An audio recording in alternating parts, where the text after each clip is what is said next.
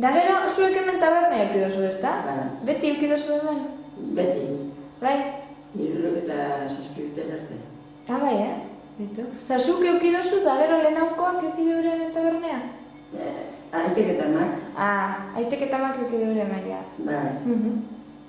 Eta, orduen urte askoan? Urte askoan, nebea nioen esarra zen nioen kilde, hiru eta sortzi betatzi urte arte bai. Bitu zo.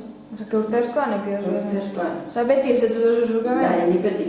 Kara. Da, izenik edo eukideu, edo atxine eukiuen izenik, honek tabernan? Ez, ugarte sartzen zie.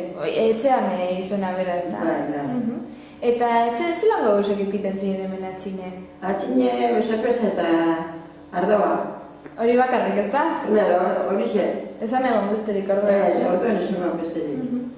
Eta holan beste gauzan bat edo saltzeako, baztakit, holango azukerea... Bai, hori bai, azukerea eta hori bai. Egaten zen azukerea eta zer geha, igual kafea eta... Kafea eta galleta batzuk eta holango gozek. Holango...